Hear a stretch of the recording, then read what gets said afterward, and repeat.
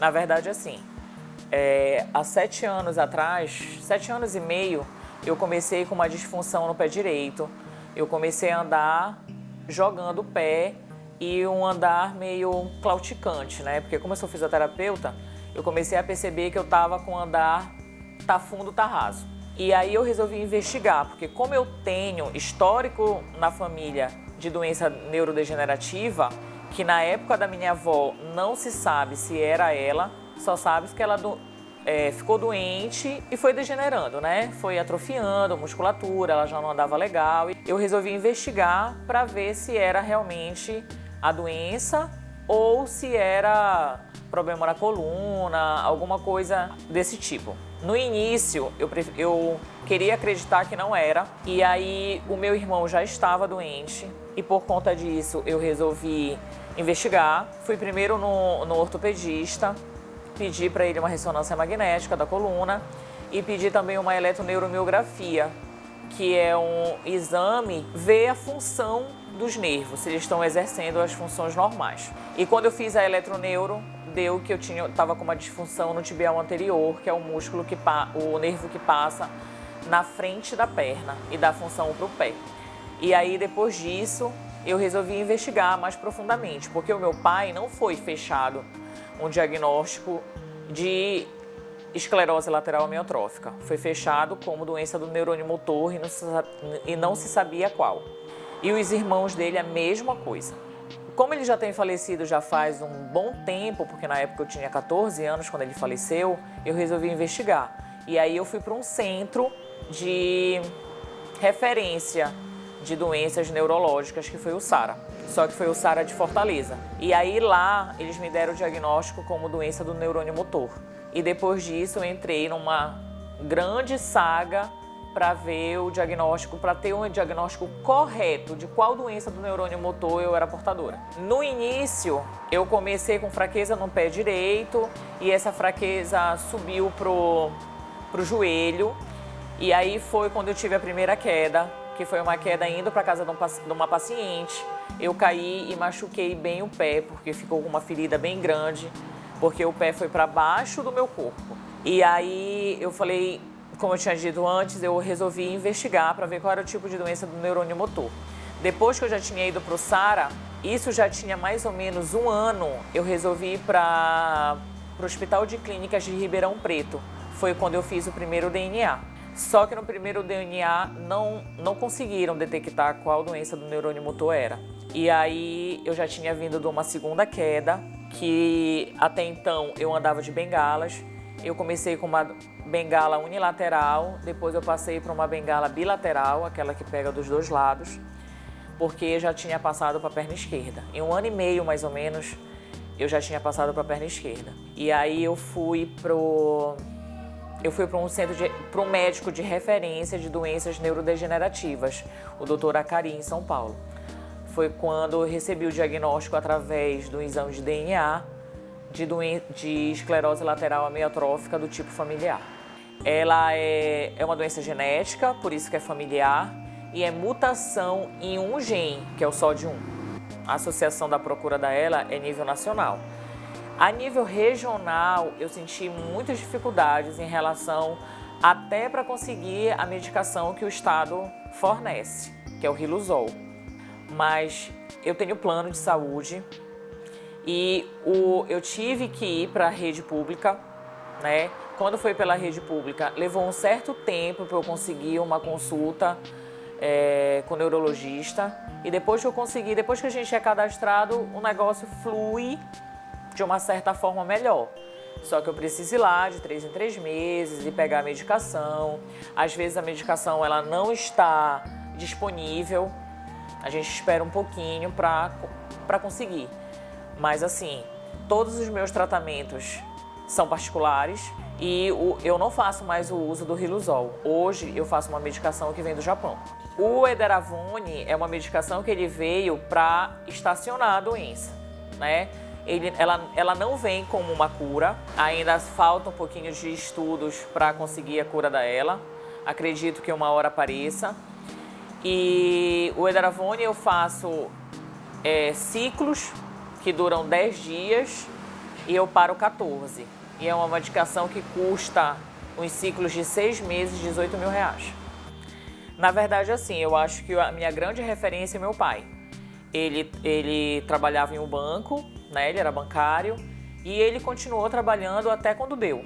E depois ele continuou trabalhando, mas ele trabalhava pegando doações para levar em creches, asilos e tudo. Então ele continuou saindo de casa, tendo uma vida relativamente normal. Então eu acho que a minha grande inspiração é ele. Agora sim, no meu trabalho, como eu sou fisioterapeuta, a gente sabe quais adaptações a gente pode fazer. Quando um paciente não consegue, por exemplo, se levantar sozinho de uma cama, a gente ensina ele como é que ele pode fazer essa transferência. Então, a minha transferência da cadeira de rodas para o carro, da cadeira de rodas para a cama, no banheiro, eu sou descolada, né? Porque eu estudei isso. As calçadas são completamente inacessíveis. Os meus amigos cadeirantes da companhia são descolados na cadeira, empinam cadeira, conseguem de alguma forma atravessar e tudo.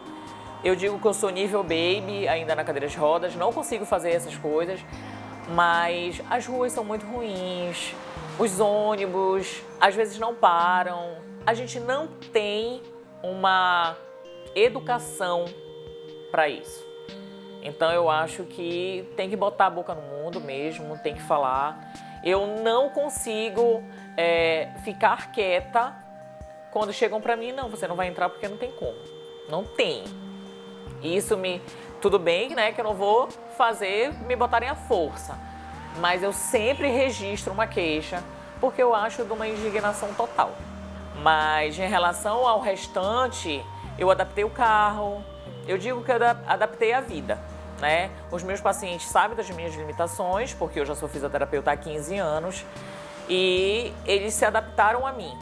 Hoje eu só atendo crianças, né, que é mais fácil, porque eu consigo atender eles, por exemplo, no quarto, não preciso tirar eles de algum lugar para colocar em outro, porque eu sempre tenho auxílio ou dos pais ou das babás. Então eu adaptei os meus atendimentos, adaptei o carro, meu carro hoje é um carro todo manual e fui adaptando. Voltei a dançar, eu faço parte de uma companhia, que é a Companhia do Nosso Jeito, que é uma companhia pelo governo do estado, e nós somos cadeirantes, todos da companhia, nós somos cadeirantes e andantes, que ou a gente dança entre nós, os cadeirantes, ou sempre um cadeirante e um andante, e hoje eu sou bicampeã brasileira em dança esportiva em cadeira de rodas. É uma luta diária, né? Porque são perdas que a gente tem diariamente, eu posso dizer assim, diariamente. É um pé que fica fraco no dia, no outro dia a gente percebe que a perna, é uma evolução diária. Mas assim, um recado que eu posso dar é não desistir. Eu acredito muito na cura, eu acredito que uma hora a cura venha. E assim, eu tenho um blog hoje, eu resolvi mostrar para as pessoas a minha experiência como portadora de uma doença neurodegenerativa, porque tem tantas doenças, né? E não desistir, ir adaptando a vida, ir adaptando os lugares, colocando a boca no mundo mesmo, porque eu acho que muitas coisas que eu consegui de informação ou de mudanças foi colocando a boca no mundo. Hoje, quando eu vou a um determinado lugar, eu quero que me trate igual a todo mundo. Eu acho que todo mundo é igual, todo mundo com as suas diferenças de cor, de raça, de limitações. Eu acho que limitação não é só física, limitação vem de dentro da nossa cabeça também. E um dia desse eu ouvi de um cadeirante que a gente não é exemplo de superação para ninguém. Nós somos muito bons no que a gente faz. Então a gente é igual, só que sendo muito bom em determinada coisa. Eu acho que eu sou muito boa como fisioterapeuta e sou muito boa em tudo que eu me determino a fazer. Sempre fui muito determinada. Essa minha voz grave, eu acho que é uma voz que chega chegando.